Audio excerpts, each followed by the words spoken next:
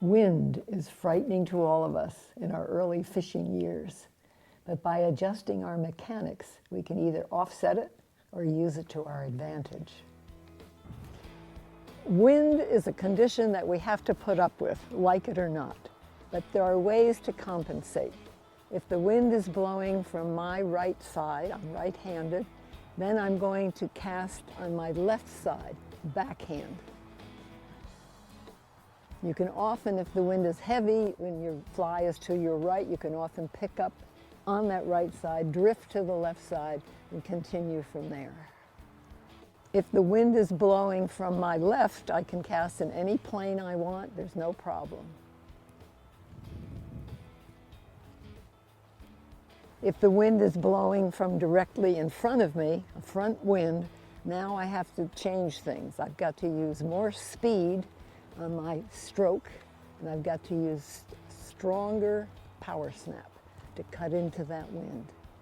If you can double haul, hauling will help you get into a strong front wind because it's going to give you more energy from the rod, and again you can cast in a couple of different planes. When you have heavy front winds, remember that there is a little cushion of air between the wind and the water. It's something that seaplane pilots have to know about. So if you can unroll your line into that cushion of air, you'll be able to deliver the fly very well. If you had the heaviest wind possible and you couldn't do anything, you think, change your direction with basic casts. Pick it up, put it down, a little slice of pie until you get where you want to go, and then haul into it. If the wind is coming from my left quarter, which would be in this direction, I'm going to cut across that wind, across my body with the rod. And then I'm going to drift around and cut across it again, forward cast, drift, forward cast, drift, noticing how strong the wind is and how it's going to affect where the fly is literally going to land. If we're quartering from the right,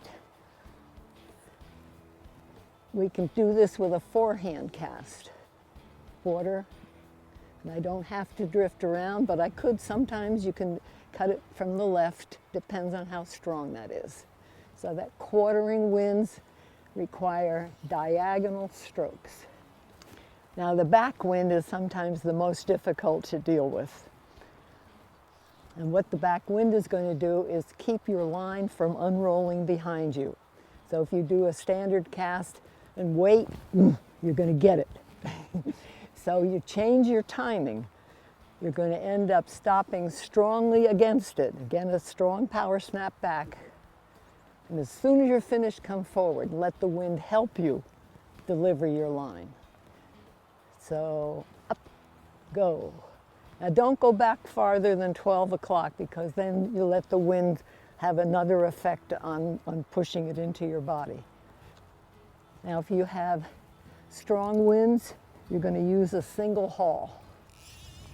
And a single haul means that you're going to haul on the back cast and not give the line back, freeze your position, and then you can even haul again. You have 2 single hauls. With an exceptionally strong back wind, and this is the kind of wind I met in Iceland, we do a technique called reversing. Because you can double haul into a wind well, we can do that on the back cast,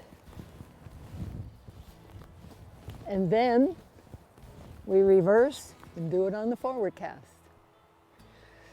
Let me do that again. I'm going to pick up, I'm going to forward cast, doing my hauls into that back wind, reverse, present. The time to practice this is when you have a little bit of wind. Don't go practice your casting in just nice weather all the time. If you have a little wind, say, I'm going to go out and see if I can defeat that wind.